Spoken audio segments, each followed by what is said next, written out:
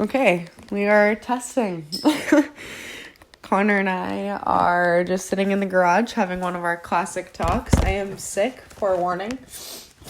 Anyways, we were in mid-conversation and decided that we should be recording, so we're just gonna pretend that this isn't here, but and continue on. Okay, we were talking about our collective drive, and you were talking about my reference to our neighborhood. It was number 3. So it was number 3 on our list of 5 things that we're grateful for, and why we're grateful for them and how they apply to our life. And number 3, for me at least, was our collective drive and ambition, and just the fact that we're always wanting more. And so we were talking specifically about how we maybe don't give ourselves enough credit being young parents and a young couple as we are. Being 25 and 23 years old, that we own our own home and have our kid and have a spare bedroom to house other people in. And as much as that's the case and that's wonderful, we still feel like, oh, it's not enough. Oh, we need more space.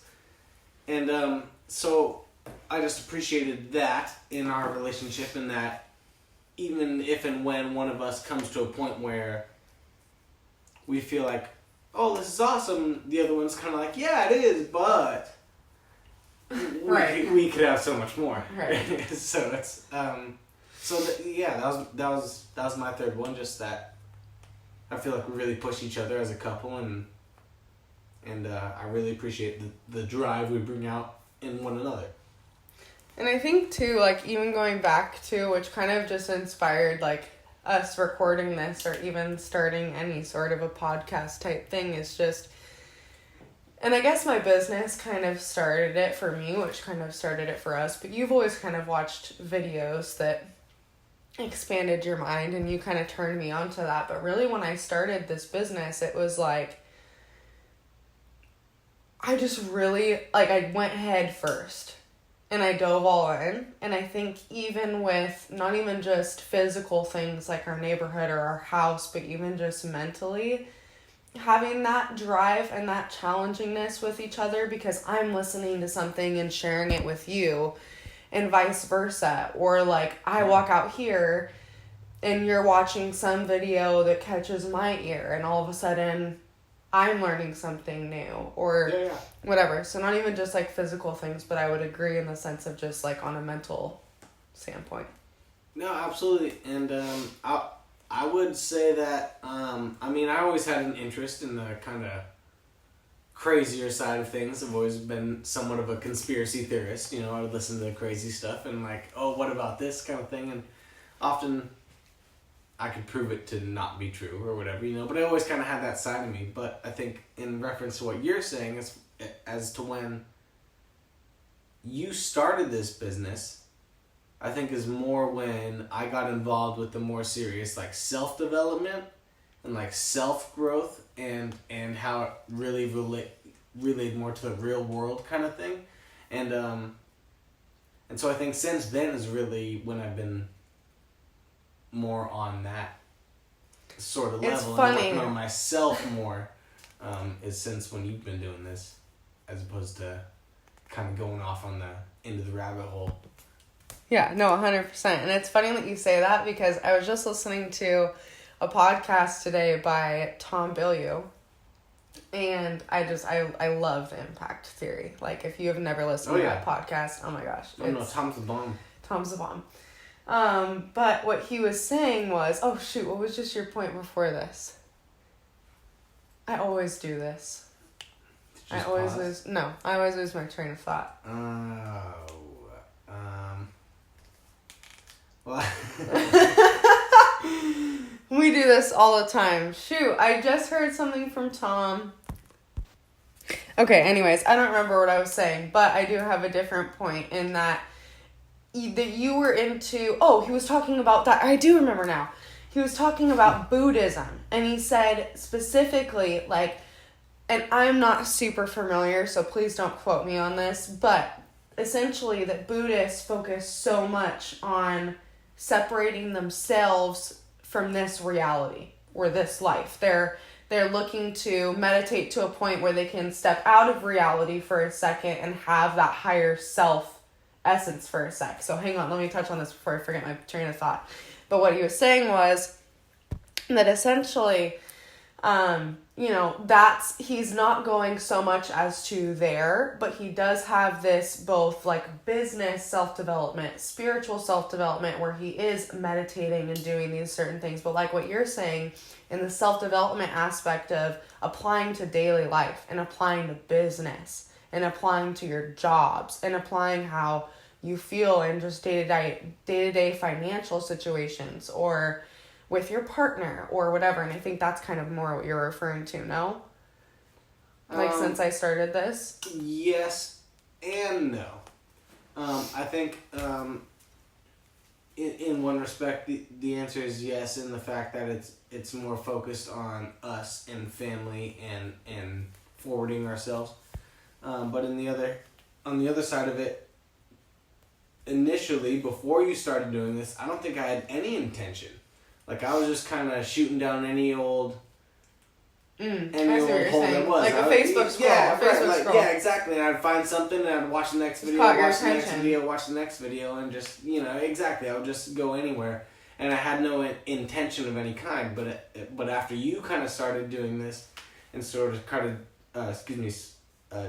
developing yourself, that was more my intention as well. I started looking for things that would further my thought processes and further myself and educate me further, as opposed to just kind of going wherever. Well, I think that's the key word, is intentional. Like, we do so many things as humans. Like, that's inevitable. We do things to fill our minds and our bodies. Like, it's just busy work for one or the other, or both. But when you're kind of trained to do that. Yeah, but when you're being intentional and you're constantly searching for new videos or like whatever, exactly what I do, and then I show them to you or I have them on playing in the background and you Right, I can't tell you how often I'm working through a random day and like I get 2 or 3 just links.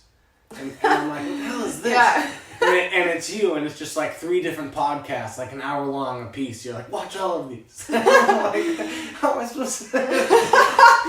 Well, that's like literally all I have on all day. Yeah, okay, anyways, we're getting off on a rabbit hole, so I'm going to bring us round back. So we're on number 3, but we were working on 5 things that we're grateful for. And another thing that I learned on another Tom Bilyeu podcast with a guy who wrote, I can't remember what it's called, but the video with Tom is called Fuck Your Story.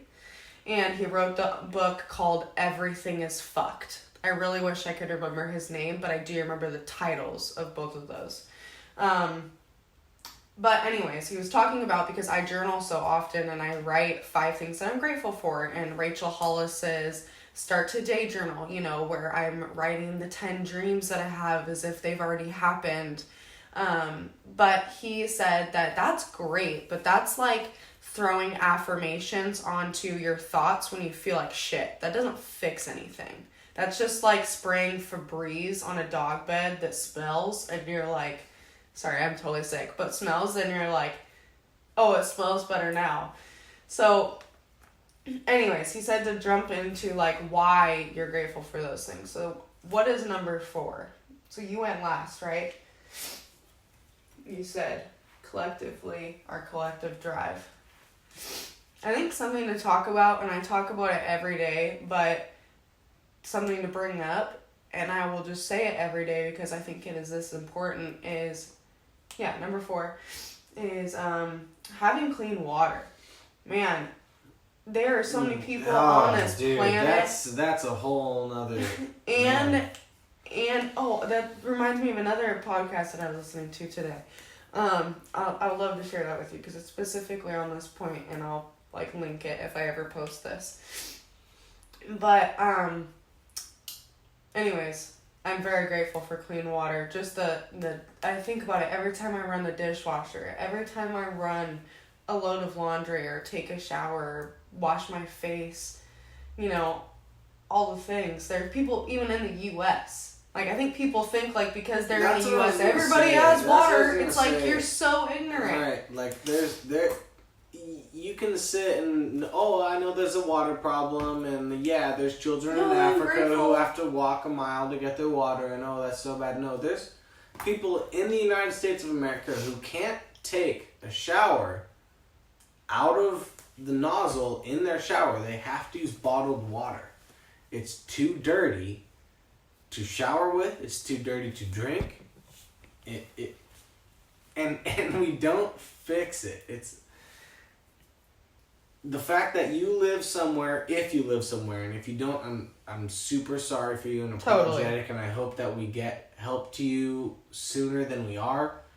But this is in conversation that in hopes that more people start talking about this. Exactly. But if you're somewhere that you do have clean water and you can just turn the tap on and take a sip out of it, be happy and understand that you're one of the few % in the world that has that luxury. And even a small % of this nation doesn't have that luxury. So just understand that clean water is huge. And being able to fill a bathtub and just sit in it. Oh, you're a prince. You're a prince. Let's just talk about for a second. I mean, you have such a good insight, not only because you're somewhat educated on this topic, especially in the U.S., but you've been to Africa. You've been to Jamaica. You've been to third world countries that are not doing as well as the U.S. I spent probably like maybe 2 months, a little less than, probably about 6 weeks, little over a month, just less than 2 months, in Kenya when I was about 12 years old. And the realization you have when you're there is a crazy thing. Those people walk miles for water and bring it back home. Those people have no medical care of any kind and no dental care of any kind. Right. And it's just, the fact that you have water that just pumps right into your house and you think that that's normal is such a luxury. It's a crazy thing. So absolutely. Clean water and the use of clean water and the access to clean water is definitely something we should all be grateful for. Well, let's just talk about for a second our children and talk about how not only the fear that I have. Well, I have two coins. Number one, am I fearful about her generation being able to have clean water? Yeah. Do I think we're gonna figure something out well before then? Absolutely, because we're just that way. But like our daughter, especially growing up in the U.S. and in the area that we live in and with our income, like she will never see a day where she doesn't have clean water.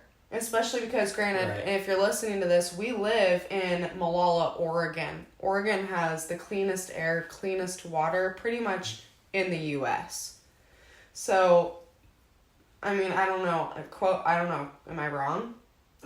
It may not be the cleanest, but it's up there. Yeah. Yeah, top 10 for sure. Top 10. Anyways, clean water is definitely on my list. So you're up for number 5.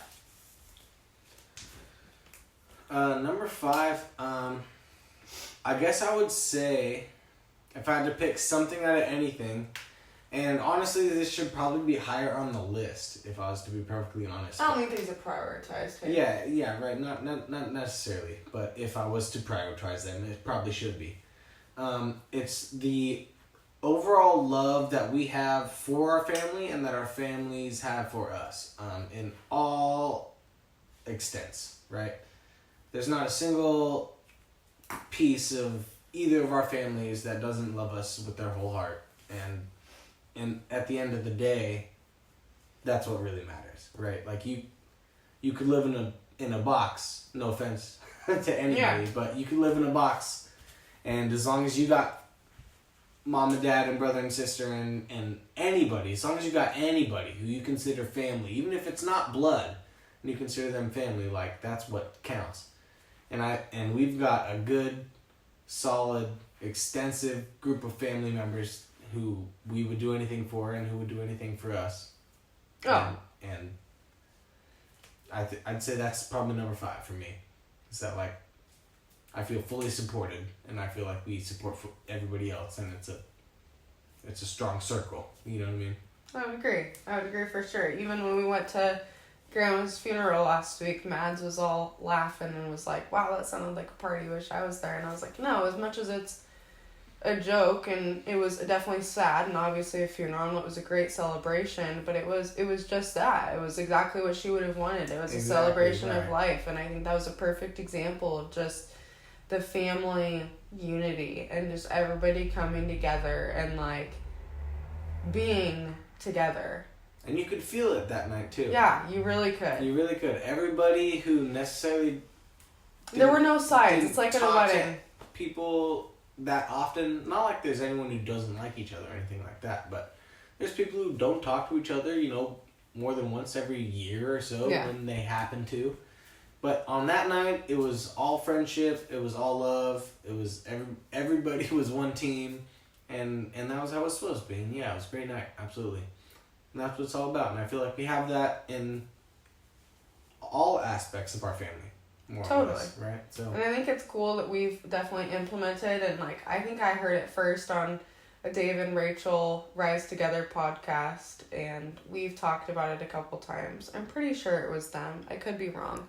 But they were talking about it's us against the world, not the world against us. Or was that on an Ed Milet? No. Video. Am I wrong? I believe that was them. It was Rachel? Think you're right. Yeah. Okay, I'm pretty sure it was Rachel and Dave. Anyways, they were talking about, you know, it's so easy, and we can talk about our situation today if you want, but it's so easy to come at each other and to, like, be defensive, and your first gut reaction is to, like, point the finger, and you always hear when you point the finger, there's 4 pointing back at you. You know what I mean? But sure. Easy enough to say exactly, the same. Yeah, right. Cliche as it is, you go into the fact that as a couple, especially as a married couple, you have to force yourself to come together as you against anything and not anything against you. I don't know if you want to touch on that, but I just love that because I think it kind of ties into what totally you were true. just saying. I mean, if you want to get into it, we can. I mean, it's not like it's anything to get into per se. But yeah, I mean, I feel like based on that touching point, yeah, we can go ahead and talk about today. It's not anything serious or whatever. But yeah, it's totally about communication, and it's totally about being able to talk to each other and get through those little things, and if and when they happen kind of thing. So yeah, if you want to talk about today, we can do that. Today. And be vague, but maybe we can talk about it. I went and made a run, ran a little errand, and we were we just had we had something we had to pay for today, and the money was sitting ready, and I was running my errand and decided I wanted to go get some onion rings, so I got some onion rings, and it ended up being like, you really are gonna take the money that we needed to pay for that instead of the onion rings. And I was like, well, I didn't mean to make a thing of it, you know.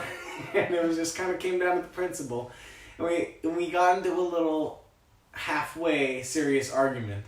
Because I was irritated. Because here's what I'm saying. When I talk about, like, me against you, at first my gut reaction was I was pissed that he spent the money. Right. It wasn't about the fact that you spent the money. It wasn't about the fact that you got onion rings. It wasn't about anything other than the principle that we didn't talk about it. Right. We didn't do that together. If you wanted to make that decision as a team, cool. But you just chose to do it. Had you texted me... The money was there for something else. What the hell? Yeah, I hear you. Exactly. Totally. Yeah, no, it's totally fair. It was totally... But yeah, it's a matter of communicating. But it's so cool because, like we talked about earlier too, we'll have a tiff, we'll be mad at each other, but we both literally threw a little fit. He was in the garage, I was upstairs in the bathroom. We had our separate, 5 minutes of peace. Oakland was luckily still down for a nap. And we just kind of both thought for a minute. And then we both came together after that and hugged. And we're just like, you know what? I love you. And it's us against everything else. We're in this together. And we just need to have better communication. But I think that that's something, again, with the self-development and all the things that we've talked about that has allowed us to do that, because 2 years ago that wouldn't have been the case. 2 years ago that would have been all night. We would have split our ways. We would have glared all night, and then in the morning maybe we would have talked about it. But we've got a little better head on our shoulders where it takes us about 10 minutes. We're like, okay, I was kind of wrong. No, and we're a lot better about that now. Come on. Okay, so sorry, and I'm totally sniffing, y'all. I'm so sick. It is what it is. I know. I'm just like, Sick. how am I gonna edit this out? Okay. So then we were gonna move on to the 10 dreams or whatever, and then talk about why we want to do those. Whatever. We'll get into it. So you went the last one, so I guess I'll do the first dream. First dream. Credit card debt free. Yeah. And I'm going to say that as we are credit card debt free. And we're not, obviously, but again, if you don't know the Rachel Hollis Start Today journal, please go look it up. But that's something that's really, really important to me for a lot of reasons. And I don't think we need to get into logistics of why being debt free or why not having credit card debt is important. But I just think it's so good to be able to pay with everything in cash. Yes. Hell yes. If you're making purchases and you can make it in cash, yes, that's the way to do it. I would also say there's a certain level of credit you should carry. Right? So we don't That's what I'm saying. It's not the logistics of all of that, but having a couple $100 in debt is not going to do anything but help your it's actually a good thing. Yeah. No, that's what I'm saying. We don't need to get into logistics. When I say credit card debt free, that's what I mean for what that means to our family. Yes. We know how to be smart with debt. And we can be perfectly honest with everybody else. We got a couple G's. Yeah, currently. A couple grand. Currently. And we're looking to get down to a couple hundred. Is what we're... Exactly. And we've gone from, ebbs and flows. We've paid them off. We've come back up. We've paid them off. We've come back up. Yeah. But, and we don't need, that's, oh my gosh, we could talk about that. That's an entire podcast. Yeah, right. That could take an hour. Yeah, right. That's an entire podcast in and of itself. But being credit card debt free for what that means for our family is really important to me because my family never had good credit. And not only that, but that allows you to do so many other things. And I know that when we're at that point where we're able to pay off that debt, that means our income is at a point where we're financially stable / financially free. Yeah, I would say more financially free. Yeah. You know what I mean? Okay, you're up next. Unless you have anything else to add to that. Oh, that's good. So what, a dream for the future kind of thing? Yeah, but as if it has already happened. So we are, blank. I would say for us as a team, I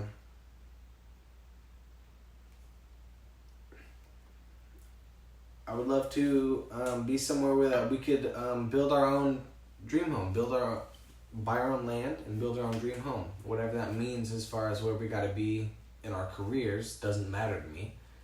But I'd say ultimately... So we're at a point where we're able to do that. Exactly. At a goal for the two of us would be to get somewhere where we can buy land that we want and build a house that we want on it and call it quits, I've told you. Home. No, sorry, I didn't mean to interrupt you. No, that's it. Yeah, go ahead. I've told you before. I've always had this dream, this like fantasy of putting on like gorgeous lingerie, like Savage X Fenty, okay? Ooh, she's like fancy. straight up.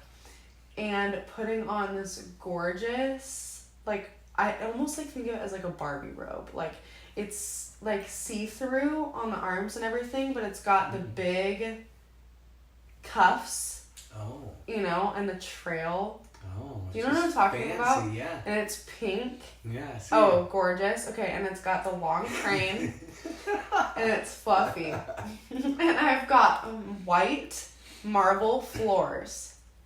And I walk down in the morning And it just slides so on nice. my on my white marble floors down my twisted staircase to come get my cup of coffee for my daughter, who has so belovedly made my keto coffee for me first thing in the morning. And I'm just like, yes, Yeah. queen.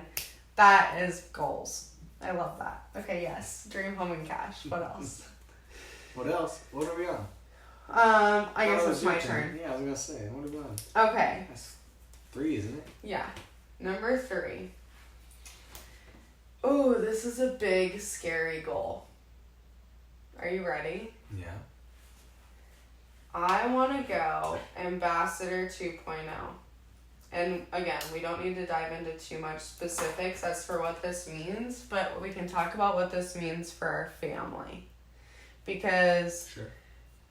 it's too much to talk about the logistics of my business, but being Ambassador 2.0 in our company, insert income disclosure statement, would make us roughly $30,000 to $50,000 a month, which is just like insane money to me. Yeah, I guess that's enough. Yeah. Like, that's a full year's salary. So, for me, that means never looking at price tags, you know, being able to go into the grocery store and skip somebody in line and be able to pay for their groceries, or Just for fun. oh my gosh, I'm like skipping you. Hey, what the hell? Well, I'm paying for you. Yeah. Don't worry about it. Yeah, no. I no, love it. like just stuff like that. That's a huge, big, scary goal for me to say out loud, but is so real because Well, if you're gonna have goals, make them big, right? Like, what's the point? yeah, You're gonna have goals, then make them goals. Like, yeah, no, oh, my goal is to just buy a car. No, come on. That can No. be your first goal. yeah. Right? But no, if you're gonna have goals, you're gonna have dreams. Make them real. Make them big. Yeah, I want to be able to, like I saw today, Joel and Stephanie Dunn, who are Black Diamond #1 income earners in our company, they're moving, or I haven't even seen the full story, if they're like moving or if they're just buying a second home, like I don't know. But they're buying a home in Florida, and Joel and Steph went to Target, and Stephanie just like went loose and spent like, I don't know, $2,000 or something at Target in like one run, and she's like, I'm not even close to being done, like this is one room, you know. And she's like, I'm just so thankful because without this, like I wouldn't be able to do this, and like Right. you're capable of doing this too, and I'm just so grateful that we have our hands on that. Not to even talk about the business, but just that that's a goal that I have, and that's something that is going to be tangible for our family, and I'm just so grateful that I have that opportunity, but also so excited for when that's our reality, because absolutely. that just brings so much for us. So, number 4. So what are we at now? We have credit card debt free, building our dream home in cash, Ambassador 2.0. Okay, so if and when Ambassador 2.0 is a thing, and When, I have not if. yeah, so if and when how Yeah. about we'll just say when. So when that's a thing, and maybe even probably before that, I hope that within my own income and the income we make through Eelworks, that we're gonna build up enough money to get the money for a food cart, and I'm gonna go ahead and start making wings, making sandwiches, salads, Yes, I love it. and start a food cart, and I mean, if everything goes as planned, yeah, we'll make a little money on some food cart, and we'll do a little kitchen action, and if we make some money, we'll buy a little spot. Okay, screw the money. Screw the money. Let's talk about just your dream. Let's talk about your dream. I'm not even worried about the money. If we make a little money on the cart, then we'll move up and we'll lease a little restaurant, and we'll just pump out wings, bro. We'll just pump out wings. So, but talk about your love for this, because we talk about it like it's something normal, but we just talk about it all the time. So I do talk about it casual. I say pump out wings. No, people don't know what that means, lover. You have to tell them. Wings are all that matter to this guy. I mean, for lack of a better term, wings are it. Like I'm the wingman. I'm the wingman. I'm the wingman. This is it. Like, that's it, man. I got flavors on deck. Like, trust me, the wings from this guy are on fire. Like, I've been eating wings since I was 4 years old. Like, I'm the guy. Trust me. But anyways, that's the goal ultimately. You know, if I had to pick another one, it'd be to get that started, get that rolling, maybe start a little restaurant, and if that can make some bank, then like fuck yeah, because that's everything for me. That's all I want. Make some wings, watch sports, pour beers. That's everything. Drink, pour beers. I love that. Yeah, no, I love it. I'm in. I'm in on the wings. I'm in on the food cart. You know I love that action. Oh, okay. This one is going to hit home for me. So I have wanted to, and I'm writing give back generously, but I want to talk about like something specifically, because I know we're going to give back generously in all areas. The small things like we've talked about with the grocery store visits, or, you know, a friend needs help. Like, or every time they're like, hey, you want to donate 25 cents? Oh, I donate every time. Yeah, no. And I donate every month. We donate to the Gives Back Foundation through our company, which, you know, sponsors kids. No, I mean, I'm talking on a bigger scale, but specifically, not to disclose too much, Ma, without your consent, but my mom, and frankly, my whole family has gone through a lot of cancer, and specifically breast cancer, and that's like not necessarily like a fear I have for my future, but something that is a real thing that I have to consider, and I just know how much families are affected by that, both emotionally and financially. And I want to be able to, because I think cancer research is bullshit. I'm sorry, and I know that that's a really strong statement. Yeah, that's a strong stance. You know, But here, let me finish. Let me finish my statement, and it will make more sense. It's a strong statement, and that's not necessarily what I mean. What I mean is that we've found cures to cancer before, and I know that we're going to find them again, and that the research and the funding is already there. I don't think that that's the smartest investment or the smartest place for my money that's going to affect those who are actually affected by what's happening. Because the families are the people who are the most affected by this. And yes, researching a cure is great and is going to save those people.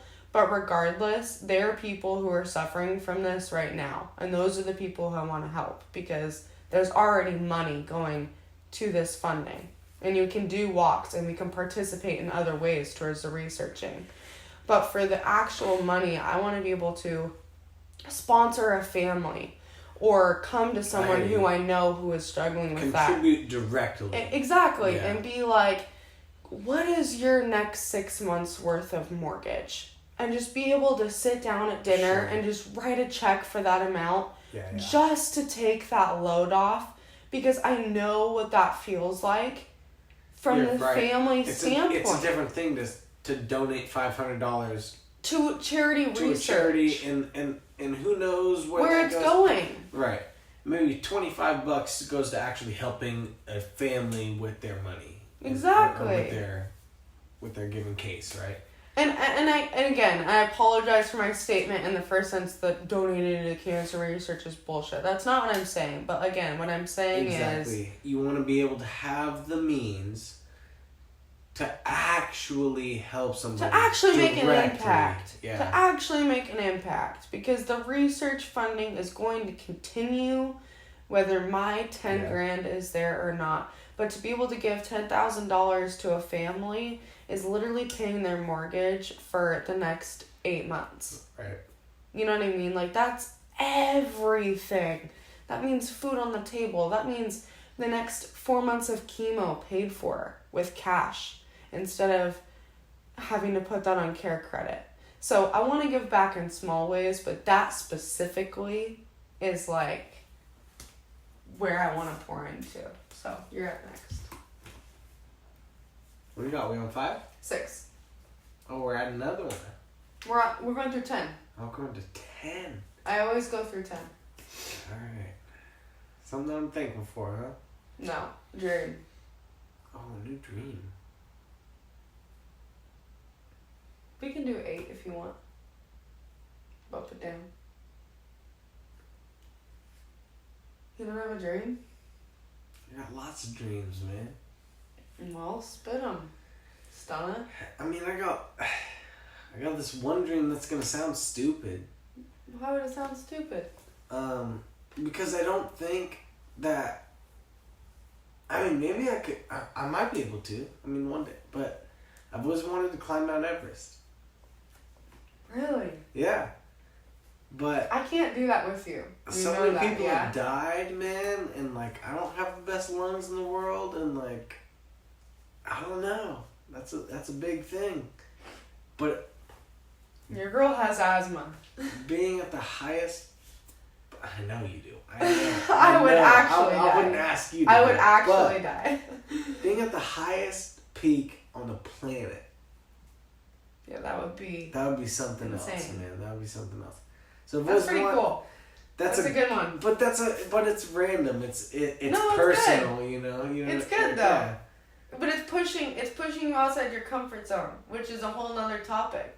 You know? That's like, a whole nother the reason thing. that it's so cool to you is because it's something so extreme. I couldn't even fathom doing it, but I want to so exactly bad. That adrenaline, that exhilaration, that wow, it's doing something new. I've never done this before. Not only that, but pushing yourself so far. Yeah, to a physical and mental so far state. Right. Yeah.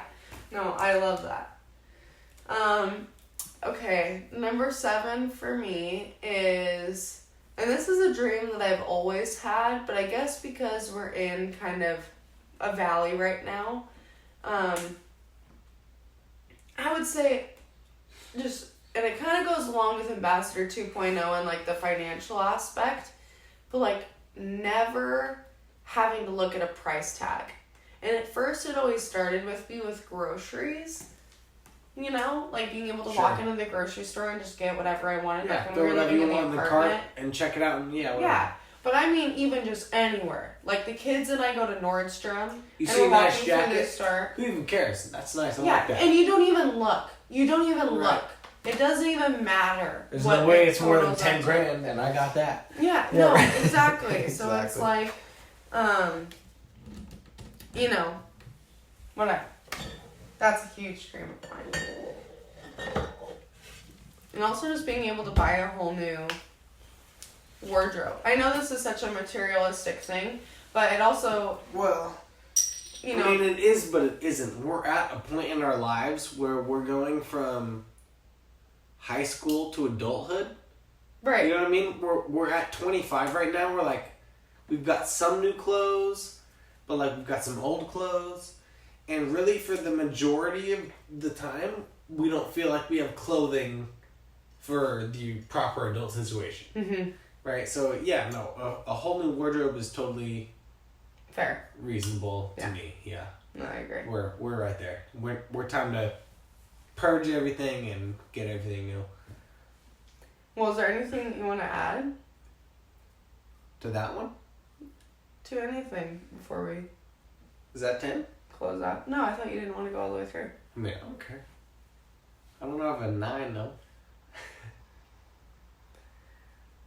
I mean, I have so many. But I think that's good for now. So I think that... Dream number 9? A supercar? Oh my god. No, we could go... There's so many... There's a list that we could go on forever. But I think the biggest thing, and I think the reason that I wanted to record this first and foremost is... I think especially our generation, and society as a whole is getting better about it, I will say. I don't know if it's just that that's the people I'm surrounding myself now more with, that's why I feel that way, or if that's reality. But I think we're becoming more conscious as a society. I think we're, catching on a little bit more than we were before. But I think that our generation, and generations below us specifically, I see it in my siblings, is, people used to get it a little bit more. And now we're kind of at this phase where we're all kind of coming back to the light. And I just think it's important to talk about vision and to talk about dreams and to talk about where our family's headed so that maybe we can inspire you to dream bigger and to feel like you're worth more than where you're at now, because you and I grew up very differently. We had very different financial, upbringings just as much as we did both disciplinary and so many other areas. But religious. Yeah, we had so many other things, and that's a whole podcast too. But just I want you to be able to dream more, and I hope that that's what this has inspired somebody else to do. Yeah, dream more, dream bigger, and not only that, but believe it. Believe in in your what soul. you're dreaming in. Yeah, exactly. It's not a joke. It's not a fantasy. If you truly believe that and love that, own it and buy into it and put your effort into it, because it'll pay off. All right, that's a wrap. It's a wrap.